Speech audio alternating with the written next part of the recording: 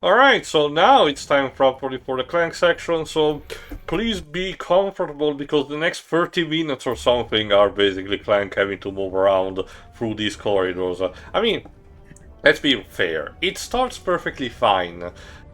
The structure is these corridors where there are lampreys outside which function as spotting lights that will trigger the alarm if you actually get in.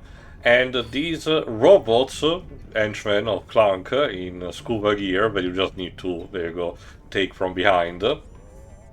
Then at the end of the corridor would be like a room with a platform, another small corridor, and a room with more goons.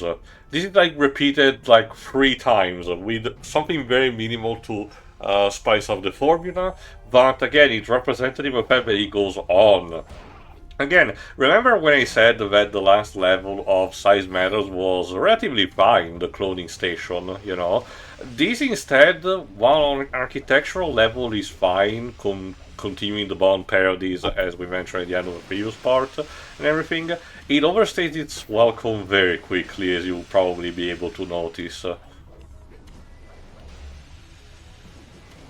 Also, again, I have to ask, continuity-wise, why do robots now need breathing apparatuses when it was literally not just a story bit, but a gameplay mechanic that Clank could breathe in atmospheres just fine? It was only the biological beings like Ratchet that needed them. Why does Clank need to breathe at all? He's a robot.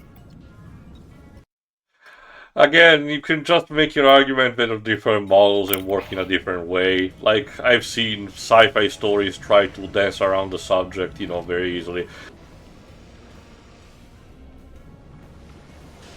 Lives, think of it as like the difference between an astromech droid and a protocol one or a combat one from Star Wars, you know. Technically speaking, they're basically, you know, the same idea behind it in terms of construction and everything, but they have different qualities that are significantly alter their designs. Well, that's because for a protocol droid case, like C-3PO, for example, it's a suit for an actor, whereas astromech droids like R2 is just it's a guy in a droid for I'm talking about most, in-universe for the lives. most part. It's just He was talking about in universe, though.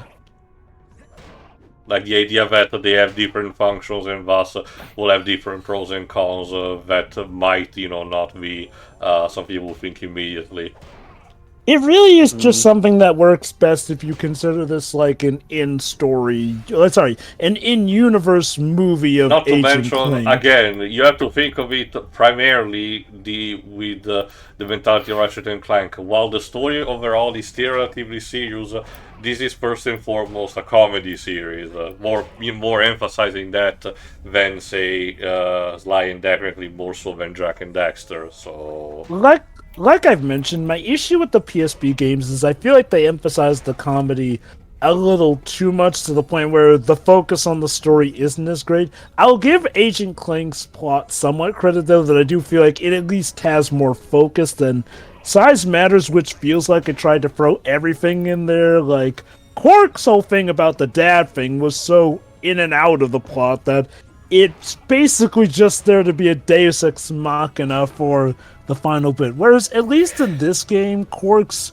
Okay, while Quark's quote-unquote role might feel more minuscule compared to it, it at least does feel like he's serving more of a narrative purpose to the plot. It will also have a culmination, you know, in the climax in some capacity you'll be able to see. Mm-hmm.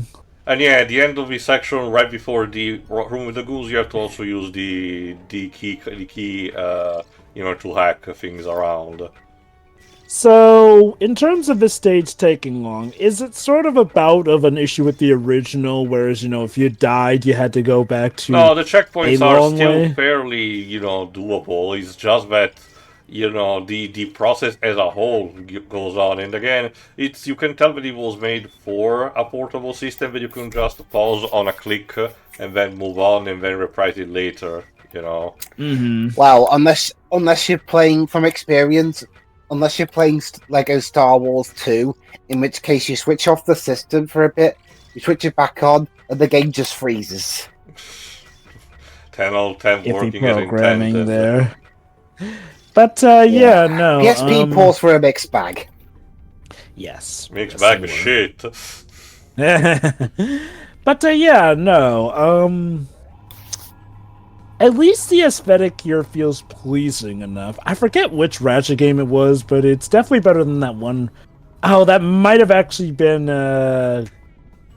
Deadlocked. Yeah, The Deadlocked ghost that had ship. the color scheme issue. Yeah, as far as final levels go. Mm-hmm.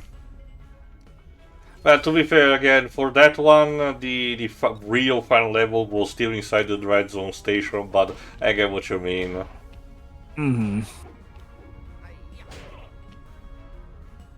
Like, yeah, going back to this game, Secret Agent Clank feels like the kind of game that, you know, if you're just playing for you to enjoy, if you're like a big lore enthusiast, you'll notice the cracks, but to Insomniac's credit, they quashed that out by just making it an in-universe movie. So, at the end of the day, with the retcon in mind, I guess my only main issue is the parts that drag or just make no sense development-wise. And like I said, Joe, right at the beginning, you do not need to play this for 100% completionism. At that point, the game becomes an insufferable experience.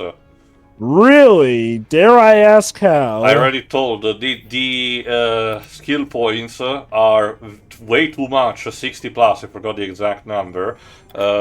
And some of them are really obtuse to obtain, and they force you to replay stages over and over and over and over again until you're nauseated by it. And if I recall correctly, the only reward you get is like an achievement as opposed to a super big bonus. The trophy, thankfully, is merciful and cuts out the amount of skill points required to like 20 or 25 tops, winning that is much more doable because you effectively need only 1/3 of a bunch. No, the skill points serve to unlock cheats, but as demonstrated also in Size Matters, the cheats for the PSP section are almost pitiful. Yes, you do get the usual big head mode, which has been a staple, you know, almost since the beginning of the franchise. I do appreciate that, but then you get stuff like the Hyper Bloom cheat, which feels like an insult to actually, game design. And even other stuff, it's just pointless. Like, for example, if I recall correctly, mirror levels has been, also a staple relatively since the beginning, so that's not too much of a problem. But again, the point is that most of them are something that you just can avoid. That's what I mean. Mm-hmm. Okay. There you go. Using these contraptions, you can lure the submarine on top of the turrets, and then using your Tyrang, you can actually sever the cords in order to, there you go, destroy the turrets. Beautiful. If the enemies are still around, they will be alerted, but since I managed to actually dispatch all of them before, we're good to go. Alright, so now what?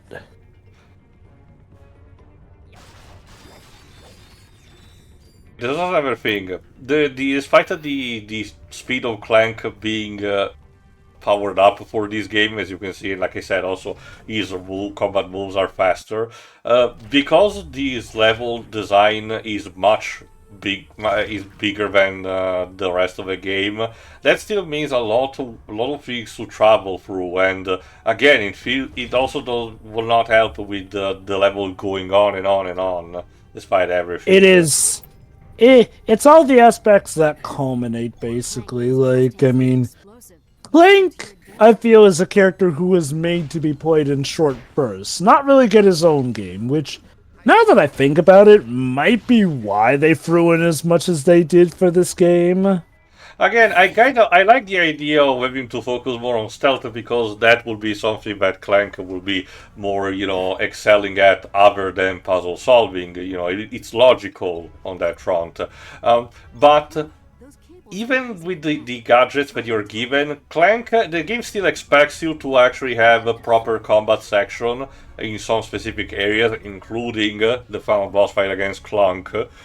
So unless you actually manage to bother to power them up, which will make you forgo using stealth methods, the fights will become very hazardous. In fact, this is one of those games where challenge mode becomes genuinely much more difficult because of this factor. Beating Klunk, again, the final boss for challenge mode, even with your more powered up weapons, it's still a very huge test of, resistance, because your nanotech do not upgrade as much as you want even in challenge mode, meaning that your weapons do not do as much damage as you would want, and you still take a lot of damage. And like Ratchet, you do not get different type of armors to mitigate the damage. So that's, I mean, I guess if you want those bragging rights, that's cool and all, but yeah, that doesn't sound fun.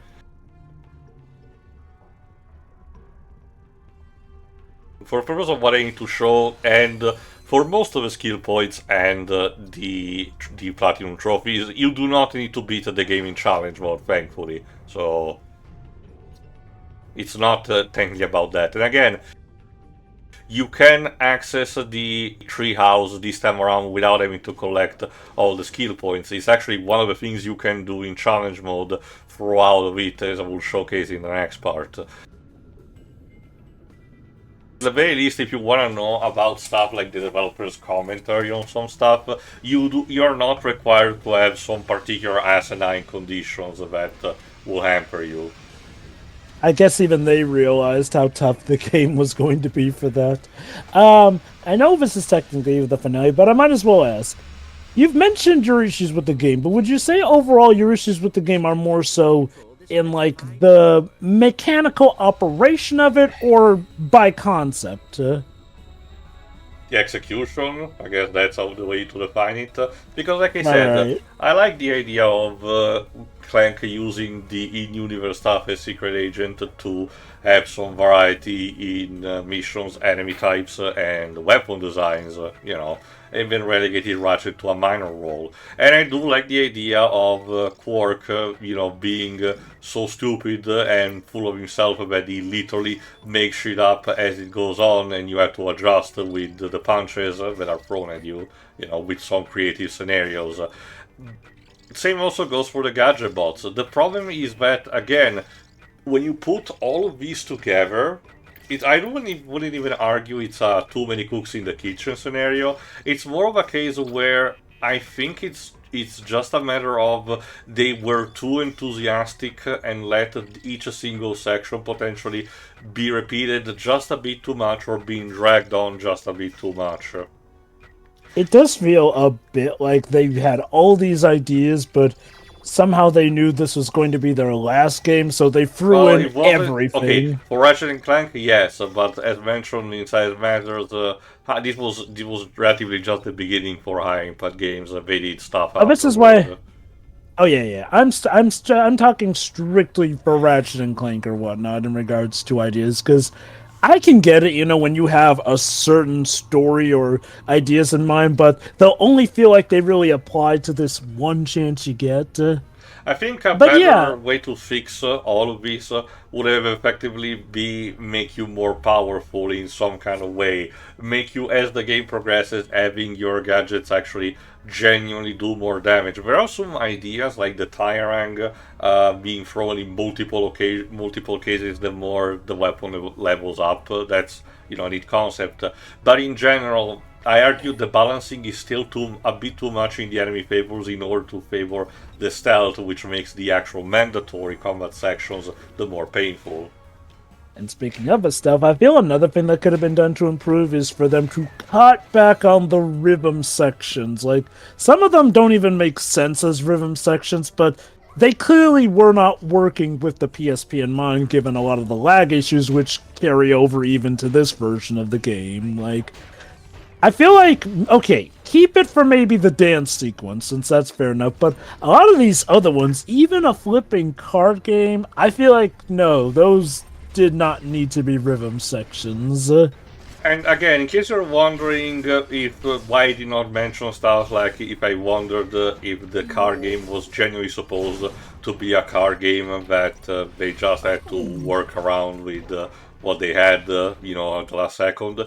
That's because the high impact treehouse is very, very clear about the stuff that they dummied out, and at no point they mention that. So I can genuinely believe the devs are not really hiding anything on that front, and never is particularly mentioned in stuff like interviews or the what could have been section on TV tropes, which usually tends to be very meticulous in actually cataloging dummied out concepts, even based on small interviews. I can also easily believe that because, again, for as much as I did ask for an explanation on how the card game works, I can get that maybe the plan was always to just have it be a rhythm section and have random stuff with the card game occur to keep it interesting. Because it's part of the humor. Although I will say, you probably could have just had like the miniature GoBots do their thing under the table, and then little by little we see the card game progressing. Just do that minus the rhythm section, and that probably would have made the card game thing go better. Anyway, for this section you need to basically glide over from panel to panel and wait until the right moment to strike the enemy from behind. As you can see, the gliding... Yeah, that's another thing that you notice. I think I mentioned when I obtained that.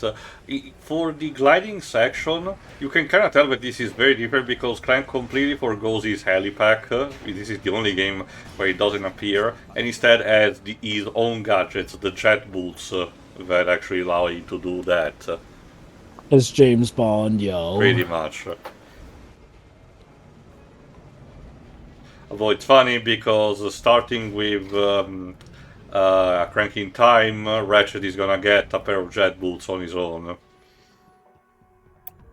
No, I wasn't too surprised by that. It's mostly a case of trying to have different flavors of platforming and to give, spice up a bit, also traversing through bigger terrains that, the PS3 games did put. Like in that case, it did feel like a natural evolution of the gameplay. There's also again, those tend to also have an in-story reason why Ratchet would want to keep them very close, but again, we'll get there eventually. Like, credit to where it's due, at least for the original trilogy, they did a relatively good job explaining why we needed to regain some power-ups, and yet they let us keep a lot of the ones we did get from the previous game. Mm-hmm. Heck, to the point where you could even get discounts on the ultimate Rhino weapon if you've gotten it in a previous game. It was also a way to showcase the power of the memory card. We did already had a taste in, of course, the first Metal Gear Solid with Psycho Mantis, duh. But the PS2, I argue, was the era where it really started having all those save bonus that you could transfer from one game to another. Mm-hmm. And yeah, by the way, this is still going. You see what I mean? Yeah, I had to also frantically check the map to just check, how long is it remaining. I can kind of understand. I was even considering one point potentially speeding things up, but I had to... My reasoning was that, one, I don't think it would have changed really too much, maybe shortened up by 2 minutes overall, because I tested things in the past, and two, I think it gives a better idea just why this is that much frustrating. I'm starting to understand why so many Ratchet fans on YouTube talk about how this game is not good, because, based on what I'm seeing here, while I don't think the game is a complete train wreck or anything like that, I can definitely say that it's probably the most flawed one that I've seen of this franchise. It doesn't seem like torture or anything, but it doesn't look very fun to play to me, honestly. Not compared to the other Ratchet games, honestly. It's like I said, there are a ton of franchises that would kill to have games on the tier of Deadlocked, Size Matters, or A Secret Agent Clank as their worst ones. But yes, if you're speaking in the terms of the series, I can definitely see why it's considered a low point. Like, it's not something I would go out of my way to play. And, you know, there are a lot of PSP titles I do like to track down that I missed out on. This, nah, like, I think the sad thing is, I honestly don't even mind the idea of a Secret Agent Clank spin-off series. It's just, this one feels like it's caught in a weird mix match of wanting to be Secret Agent Clank, you know, be its own thing, but other times feels like it's trying to juxtapose also being a Ratchet game, which feels tacked on. Even if it's not tacked on, I should emphasize, it just feels tacked on. Like, yes, there are Ratchet sequences, but it's just Ratchet in prison basically fighting off goons, which, I mean, yeah, that's fair and fine, but honestly, let me also put it this way, Drova, connecting to what you just said. There are, when it comes to Sony published titles for the PSP, there are stuff that I will gladly play over this, like, say, Jeanne d'Arc, for example, or even either of the God of War spin-offs, but there is stuff that I would rather play having this being played over that, like, say, Pursuit Force. I don't think anyone even remembers that.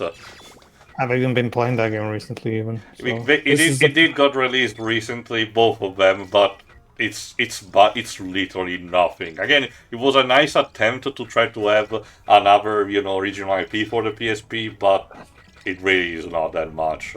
Sorry. The PSP's original IPs are a weird hodgepodge of stuff that either worked but nobody remembers started with the PSP or didn't the only three that people remember because they had some sort of lasting impact created for that were Loco Roco, Patapon, and Echochrome. That's basically it. Yeah. That's mostly because, again, Jeanne d'Arc was just localized only for America, not in Europe.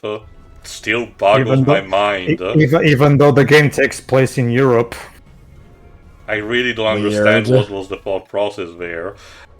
Like, I get it. The Americas were some of the biggest places to sell games, but like you mentioned, it's a game that literally takes place in Europe, and if I recall correctly, this was at the time where... If I had to guess, it's because maybe Dark Cloud and Dark Chronicle were very, very popular in America, so yes. So Sony just decided to basically had to decide which one of them to give a bone and decide to deal with that. But even so, like, it's just the English text. How costly would have it been to just port that and not translate it in multi-fibers? Yes, it would have been also a dickish move, but at least Europe would have had it, and, you know, people like me would not have an excuse to pirate it instead. It really does boggle the mind, essentially. Fortunately, now that the game is available on PS4 and PS5, now anyone can get it. Pretty much. For only $10. The definition for late export for you. But yeah, no, I mean, going back to this game, though, I feel like this Size Matters and Deadlock are what I would call the Just Fine trilogy. I mean, don't get me wrong, I do find them the weakest of the series, and I can see why the fanbase probably would turn their noses up at them, but... Again, you could do far worse. That's not excusing them, but, like, they're thankfully not travesties.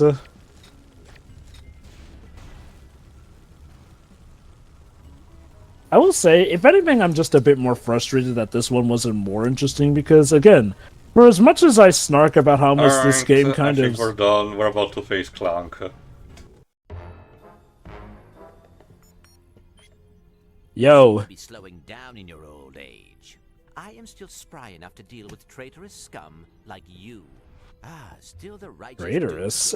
He was kind of designed for that function. Remember, Klunk was designed by Doctor Nefarious, and what was his mentality? Machines ruling, squishies need to be destroyed. You can do the wrong things for the right reasons. For example, let's start by the way you kowtow to that furry whatever it is. He is dumber and weaker than you, and yet you ride around on his back like some kid on a carousel. Ratchet has proven his worth as a hero and a friend. I am privileged to help him with his missions. Ha! What a load of self-deluding garbage! If he is such a hero, why was it so easy to swap his helmet for my mind control device? and have him steal the Eye of Infinity. Wait a minute. I knew it. Ratchet would never You mean act to that tell way me on that the his weird own. thing that Ratchet had in his head would make him go weird was a mind-controlling helmet? You are better than that. So is the fact everyone so easily believed it despite the obvious crime supposed to be like, I don't know, commentary on society? And yeah, because we're parodying Bond movie, we need the villain to explain literally everything about his master plan. Obviously. No, but they will Well, believe admittedly, he's not that bad as a plan. I am you. Maybe you aren't as clever as I thought. Let me keep this simple for you. A laser, using the Eye of Infinity as a refractor, is poised right now at the edge of the galaxy. Ready to Oh, it's the blow up Starkiller the planet base. with one shot. It is. Ratchet is responsible for it. I will quickly destroy you, which shouldn't be too hard since you What? then broadcast He had an image ready for that. disguised as you. Everyone will think I am a hero, and Ratchet will stay in jail forever. That was the simple version? Alright, now we have to properly fight. Here's how it's decided. When actually damaging Klunk outside of his suite, you have to do 2 QTs in a row, and you don't actually have to succeed both of them, I think, but you know, I just do it because I can. But after that, he jumps into one of his suites, one, for example, being the Kingpin, meaning that you still have a proper boss fight, and you're still damaging Klunk inside it, meaning that the QTs are not the only way to actually win the fight, neither are arguably the mandatory one. So this already has points over stuff like the Paradox or Navarro. Neat. Holy cow. Yeah, that's what the Kingpin is able to do. He has a I didn't think flamethrower tornado in his fucking cane. Okay, I'll give him credit. I mean, I have seen Twisted Metal head on, but I didn't think the PSP could do these kind of graphics. Applied directly to your forehead. It's like You also get a skill point for managing to have all the QTs successful. And yes, Klunk in his own Ubis created a suite for Doctor Nefarious just so you can have technically a mini boss fight against Doctor Nefarious in name only. Go The on, Pedro. creator has become the creation. so basically, it's kind of like an excuse for a kind of a boss rush, kind of. Well, again, it's against boss fights you have never had until now. It's more of a case of having to adapt to different movesets on the go. Anyway, Tio, my main confusion at Clank being the one to call Klunk the traitorous No, it was one the is that opposite. I don't blame you for not noticing because David K is not even bothering to have too much of a range for the difference between the two. I know that that's part of a joke and everything, but that's basically what happened. it's weird because the scene made it look like Clank was the one talking at And that the time. But okay, subtitles did not help that much, arguably. Again, I'm glad that they are, and they even go a bit of the extra mile by highlighting important words, for example. A bit of like I said, Tony. So it is miles on compared to what the Insomniac regional tetralogy did. But it still could have been a bit better, let's say that. weird. I think after I take your place, the first thing. Right in the middle, by the way, you do get this. However, no plan is complete without a backup plan. Now what? I have just activated the countdown timer for the satellite, and I'm the only one who knows how to disarm. Well, shit. If by some miracle you manage to defeat me, this entire galaxy will be blown to smithereens. So, either way, I will be victorious. I look at it as a sort of a win-win. It actually makes sense he put in a countdown for this. Well, mind you, you don't actually have a countdown. This also means that you do get a different new suite, a Robo Ratchet. Yes, we had to wait until a spin-off on the PSP to actually have a robot version of the main character that is a staple to stuff like Sonic. I think Tiny Tasmanian Tiger had one, so I'll go with that instead. Whenever I needed a little pick-me-up.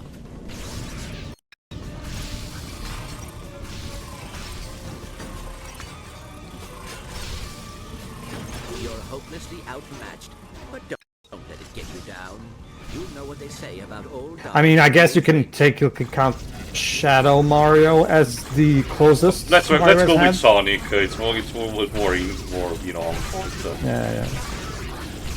Metal Sonic and all that. Yeah. There will only be one Sonic. I don't like the voice Metal Sonic has in the OVA. It's just like way too high pitched.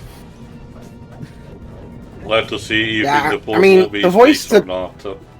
I mean, the voice the Super Metal Sonic had in Heroes was better. For as much of a bad person as Ryan Drummond is, he did do a good job with Metal Sonic and Heroes. And yeah, in case you're wondering, Robo Ratchet is easily the most dangerous out of the three suits, because it has actually part of the arsenal that Ratchet had in both in this game and in Size Matters, meaning that some stuff can really potentially damage you, like that bomb that you saw. That this is going to be too easy.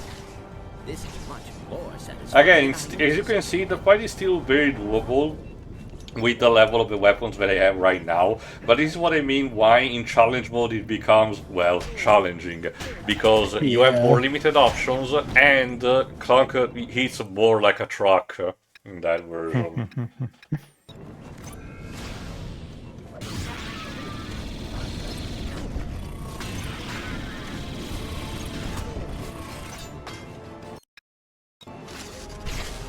Let me put it this way, Jova. You know how I talked in our Fair Fence Frame Court playthrough how I don't even consider that game to be a child's first strategy RPG type game. Jeanne d'Arc, on the other hand, would be a much better pick for that, like, because it's a very simple game. I was going to say Quest 64 as a joke. Well, that's not a 64 is not a tactical stra- RPG. That's not a strategy RPG. You have to think more that is- about the stuff that you recorded, the Unholy War, for example. Yeah, Quest 64 is literally meant to be baby's first RPG since It's a touting more itself traditional as the RPG. first- Yeah. I think it was Like, touting itself as the first ever 3D RPG. Alright, here we go. Cheated. So, how will Clank get out of this one? 40 seconds to stop course the it's satellite 40 from destroying seconds. the galaxy. Klunk has blocked the teleporter with a passcode. Try EVIL. Nothing. Oh, try Clank's a big fat duty head. How specific? Lucky guess. Huh? Oh, hi Quark. Well, you see, we can do the fucking password joke because this game is meant for kids. So. You don't say. Just say We're, freaking password then. Teleporter back to the surface. Good luck with that. So yeah, by coincidence, Quark actually gets teleported inside the laser room. So Clank uses this to his advantage and tells him to grab the eye. What's it? The big shiny thing. So yeah, in a way, Quark is very pivotal to the climax once again. Well, at this point, it's basically tradition. So. Quark, There we go. thank you. I will see that this is returned to its rightful place. Good evening, Mr. President. And yeah, the resolution basically is the secretary giving a briefing of what happened Clank and Quark destroyed the afterward. satellite. Clank left to Which also return means the some Ark of stuff gets Infinity to the be museum. rushed He relatively also sent me quickly, information as you're on about the to mind see. control helmet that Clunk had been using to control Ratchet. First of all, get to see As how you can Klunk see by these experimented images of his test subjects, mind controlling the helmet device. is What the quite fuck? powerful.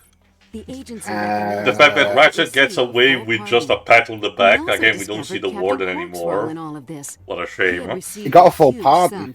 And the reason why Quark was actually telling Clank was actually all part of Clank's master plan, so he will actually have a way to tell him. But I know what you're thinking. What the hell happened to Barney? Well, that's what this briefing is also about to say. Who turned out to be Klunk. Klunk, needing a way to keep tabs on Clank, knew that Quark would do exactly what he did. After Klunk was destroyed, Barney told a very confused Quark the entire plan. When Quark angrily tried to destroy Barney, things got interesting. Payback time. Mommy. And Clank destroys it with just a tire That was an explosive situation. Clank has Shut all up. the hacks. Barney had been programmed to kill Quark if anything happened to Klunk. Fortunately, It feels like Clank Barney heard the was commotion, supposed to and be a returned boss just fight, in I'm time not to save gonna him. lie. I Once thought again, that too, Clank but has again, the proven himself developers an did invaluable not agent. even remotely And say I'm that, and they sexy did like mention a that. couple of boss fights where they were Oh, scrapped. sorry, Mr. So, President. That concludes uh, this report. alright, the final conclusion similar to Size Matters about Sorry Ratchet it and took me Clank so long to get Reunited. you released from prison. No problem. Oh, Dweebs, you're I've never gonna seen love some of this my old because it's friends. also showcasing what You were happened to trying to kill Klunk. me. So, how is it coming? That ought to do her. Give it a try. Jesus. It turned him into a It vacuum turned into a cleaner. Hoover. Custody. Looks like it sucks to be him. His existence is unholy and unfound. Jesus. What the fuck? You know, What makes you think he isn't going to turn into like a deadly Hoover and Hoover you all up? like that's the insane thing. Is like they could have just left him dead, but no, they brought my man back from the dead And just to have now- him suffer as a vacuum cleaner. Interactive credits where you can shoot them. Oh, Again, it's kind of like Astrobot, yes. yeah. And Smash. Alright, You could do this on the PSP. well, it's more about to see, look, we can still do particle shit and all. Anyway, go on with what you were going to say, Pedro, when we can do the final thoughts. Basically, the basic to get over with Jova. Yeah, it's a good first time tactical RPG if you want to try to it's a good first timer. Like the story's fine and the characters are fine, but it's one of those cases where you can tell that Hino didn't work on the story at all because the characters tend to be a bit more on the bland side compared to your typical level 5 cast. They're not bad, don't get me wrong, but there's not, but you can tell that Hino is not the one writing because that classic Hino charm to his characters is not quite present there.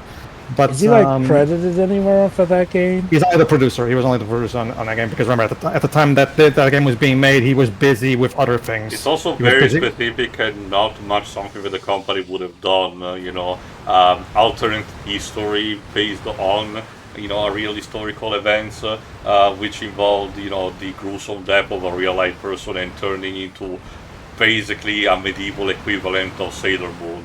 Yes, really. Goodness gracious. Yeah. Yeah, basically. And that being said, it's one of those things where it's just like, remember the game was being made in 2006. It was released in 2006. So at the time, Hino was busy finishing up Rogue Galaxy, while at the same time starting conception of Layton. So, and remember, Kanemoto Mori was the director of that, who went on to later direct Ni no Kuni 1 and the Yokai Watch games. Yeah, that's basically it. Dweebs, your final thoughts, please. It's a better spin-off than the last game, and that there's at least a bit more going on as opposed to whatever that plot was. I mean, granted there's not much going on here, but there's still more than the previous game. And one major positive I will say about this game is the music. Perhaps this kind of music is what David Bergeron is best at. Spy music, or at least the spy music in the sense of like how James Bond would do it. Then again, it is pretty hard to fuck up this kind of soundtrack. I mean, hell, Cars 2, for as shit as it was, that had a great spy-esque soundtrack. I mean, it was from Michael. I mean, like I said, it was Michael Giacchino. Graphically, I do think it holds up decently enough for a PSP game, even though it was a few years in. Story-wise, it's fine-ish.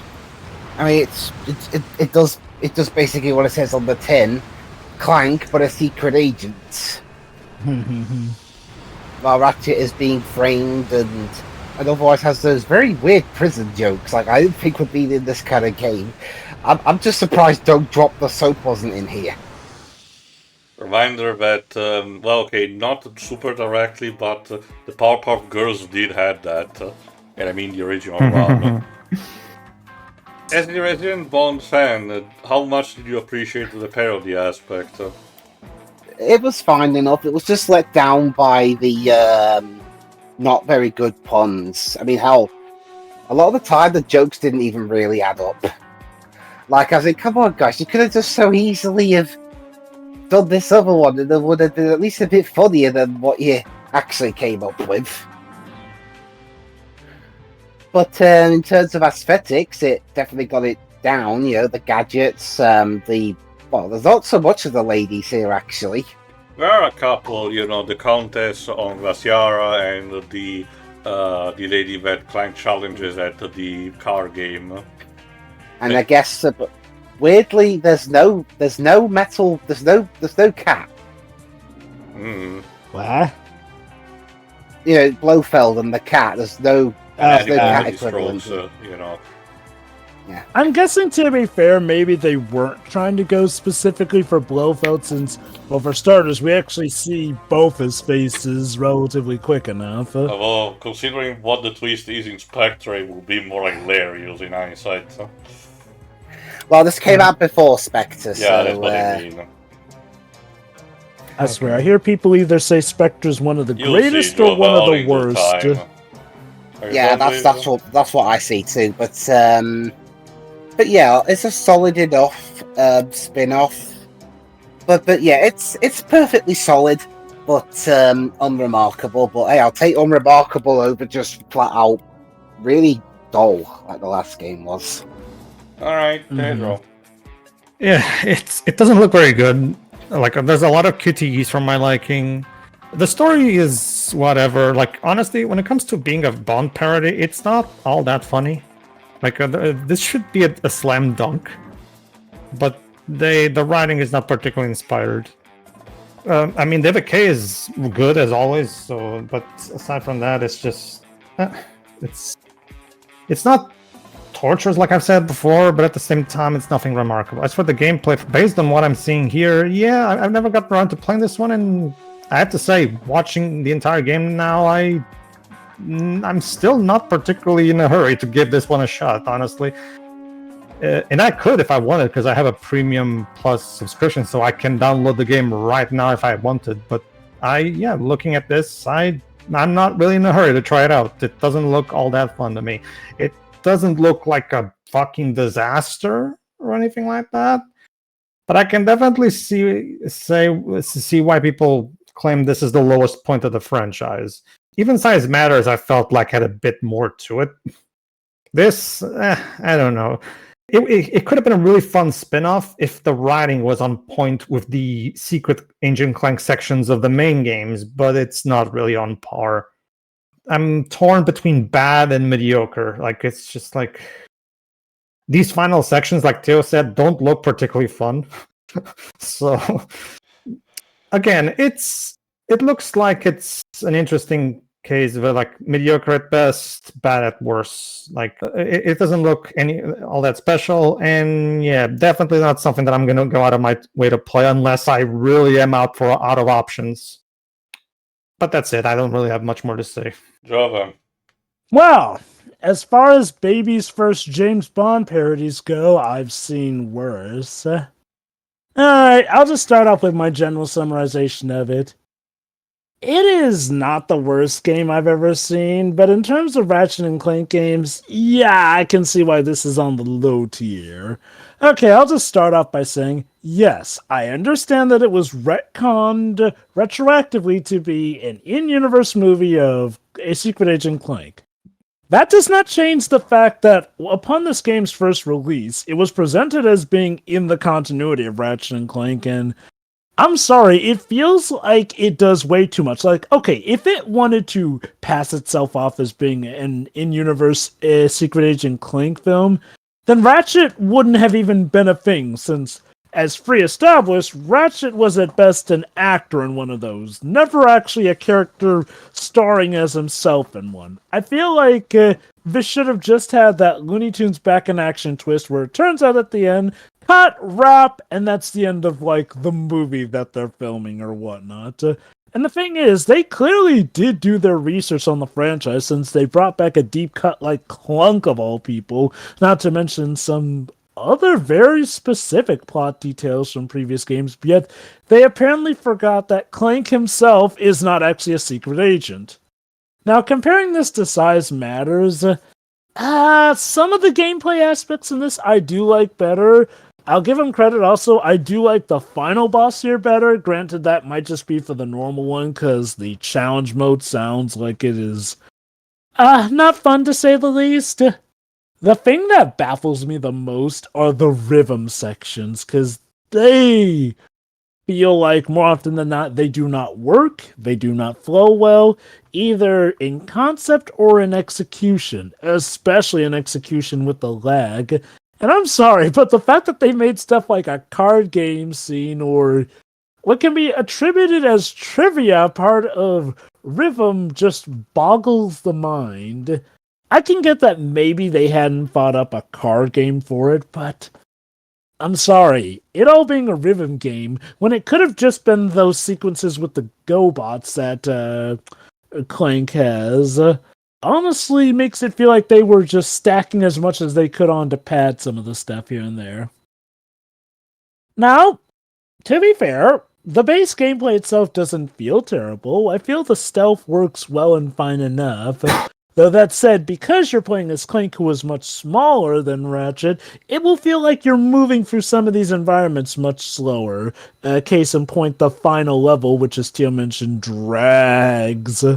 Which, I don't even think it's the worst part of dragging, but it is something that you can definitely feel even by just watching it.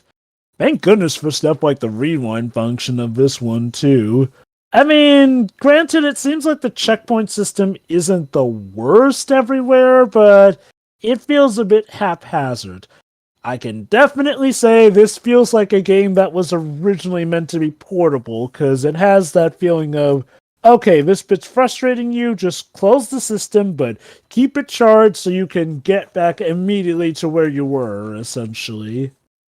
Cork spits, I will agree, are a nice change of pace. Some are actually a cool way for you to actually get boss fights because for some reason now Clank is suddenly overpowered to the point where he can take out some of these goons, especially the Odd Job knockoff, with just a single punch, even though he is 10 times his size. Now, Cork spits are nice for the most part, though stuff like the tower defense stuff seems annoying in execution. And yeah, Barney not being a boss fight is weird. Very, very weird. Like, and I know that that technically wasn't mentioned in the dummied out content, but I do wonder if maybe there was some stuff that was dummied out that just wasn't mentioned, but I digress though. Okay, at the end of the day, I'm not gonna say that this is a terrible travesty to play, but unfortunately the game has enough problems that I would not go out of my way to play it. I feel like you would only really want to track this down if you're like a Ratchet and Clank nut. And in which case, look, I feel like this could be a good enough addition to the collection.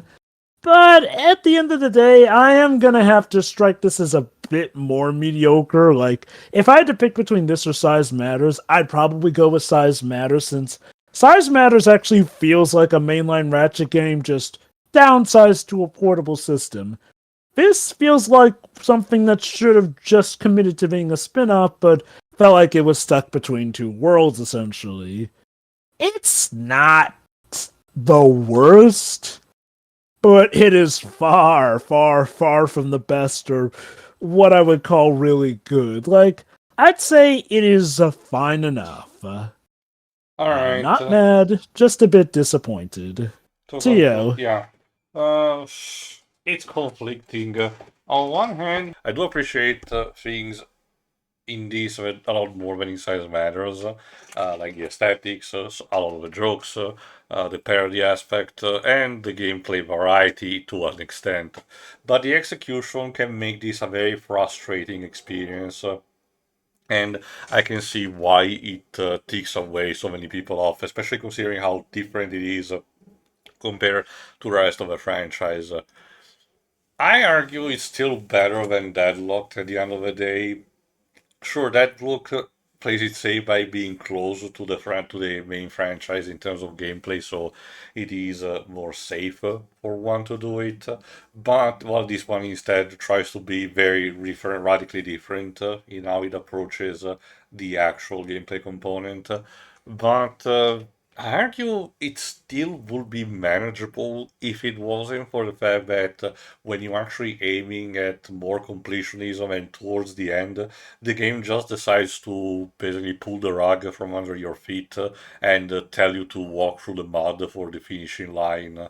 It can be really a bit, a gruesome experience potentially, especially for newcomers.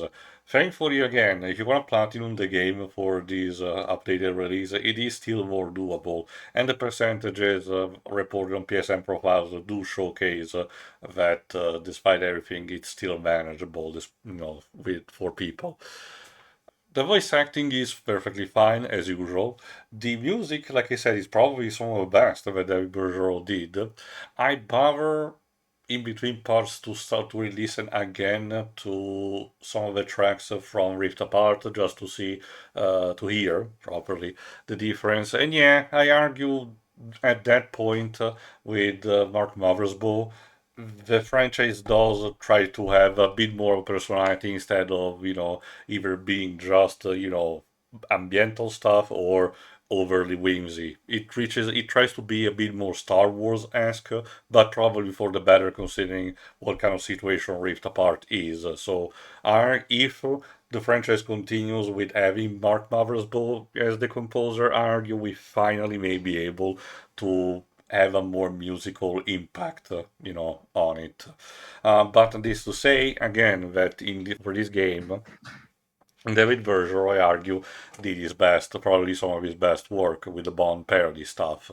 And again, that's mostly part of the charm. And technically, this is the first game where you get to properly, and I mean properly, play as Quark to boot. It wasn't the side scroller in free. So that's actually also a plus. Combining also with the variety. Again, the key is all about the execution. There are also some of the continuity plot holes that just make you scratch your head, like the Tux for Less leader, for example. And some stuff that gets basically quickly summarized at the end, like Ratchet getting out of prison and the resolution with Barney. Even if I can believe that was the intent from the beginning, I still argue that it could have been done better. You know. I still prefer this overall oversized matters technically, but that is to say, I'm enjoying both of them just for different reasons. And again, if fans consider this the worst of the franchise, well, I can say that the bar is still relatively high enough to not be, as despicable as some of the lowest point of some other platforming franchise, which is a testament for the series as a whole, which I can appreciate. Anyway, that's it for the main story. Tune in for the next part where we just skim through the extra, including how to get to the high impact treehouse. See ya. See ya.